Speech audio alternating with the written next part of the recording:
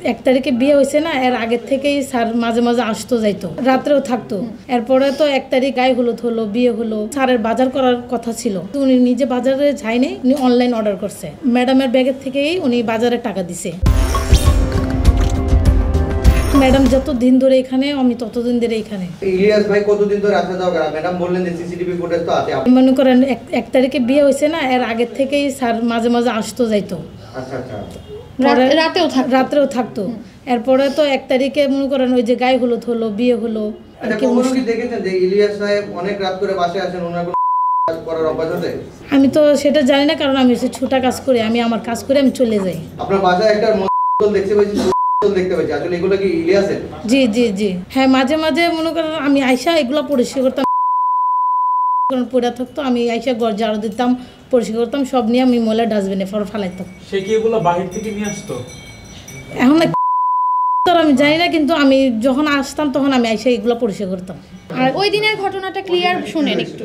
ওই দিন মনে করেন আমি আগের দিন কল দিয়েছিলাম, তুমি ব্যান্ডেজ এনেছিলা, আমাকে ফোন দিছে যে তুমি তাড়াতাড়ি বাসা আসো, আমার হাত তুমি ব্যান্ডেজ আর তুলা নিয়ে আসো। পরে আমি আসলাম, আইসা দেখি ম্যাডাম মনে করেন ঘর মনে করেন কাঁচ ভাঙ্গা, পুরা ঘর তরকারি মরকারি ভাত মাত সব ফালাইয়া মানে ঘর নোংরা করে রাখছে। ছিল আমার হাত, ম্যাডামের হাত। পরে আমি ব্যান্ডেজ করে দিছি, বমি টুমি সব পরিষ্কার করছি। তা আমাকে বলছে স্যার যে এগুলো পরিষ্কার করেন। পরে আমি পরিষ্কার করলাম। এর পরের দিন তো আমি রাত্রে চলে গেছি বাসায়। তারপরের দিন সকালে আইসি, তখন স্যারের বাজার করার কথা ছিল। পরে উনি নিজে যাইয়া বাজার করতো, কিন্তু উনি নিজে বাজারে যায়নি, উনি অনলাইন অর্ডার করছে। অর্ডার করার পরে ম্যাডামের ব্যাগের থেকেই উনি বাজারে টাকা দিছে। দেওয়ার পরে উনি 2 বার করে বাইরে গেছেন, কিসের জন্য গেছে আমি জানি না, কিন্তু আমি ওনাকে খুঁজছি যে স্যার আজকে কী রান্না করবো। তো উনি আমাকে বলছে যে ঝাই রান্না করেন, অল্প রান্না করেন। কতক্ষণ পরেই দেখি উনি রেডি হয়ে গেছে, মানে বাইরে যাব। তো ওনার হাতের মধ্যে অনেক কাপড় চোপড় ছিল, ওই কাপড় চোপড় নিয়ে যাইতেছে আর বলতেছে আমাকে যে আপনার ম্যাডামকে ডাইকেন না, উনি অসুস্থ, ঘুমের ওষুধ খাইছে, ডিস্টার্ব করেন না, আপনি যাওয়ার সময় আপনি ম্যাডামকে ডাইকে বললেন যে দরজা আটকাই দিতে। পরে আমার কাজ শেষ, আমি ম্যাডামকে ডাকতেছি, ম্যাডাম উঠে না, অনেকক্ষণ ডাকছি, উঠে না। তারপরে আমি পানি ছিটকে দিছি, পরে ম্যাডাম উঠছে। তারপরে আমি বলতেছি ম্যাডাম আমার কাজ শেষ, আমি চলে যেতেছি। তো ম্যাডাম তো উঠার মতো অবস্থা, মানে অনেক খারাপ ছিল, যে উঠতেও পারতেছে না বিছানার থেকে, ঘুমেছে। পরে আমি ম্যাডাম আমাকে হাত দিয়ে ইশারা বলছে যে তুমি চলে যাও, আমি পরে দরজা লাগাই দিব।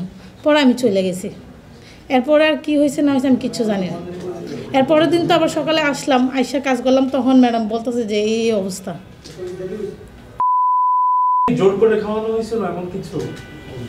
এখন এটা ওনার স্বামী ম্যাডামকে যেভাবে দিব সেভাবে তো খাবে, কিন্তু স্যার তো ওষুধ স্যারই খাওয়াইছে, যেহেতু অসুস্থ এই ট্যাবলেটগুলো খাও, মানে শরীর ব্যথা, হাত পা ব্যথা কমে যাবে, তো এইভাবে বললে খাওয়াইছে ওষুধরা।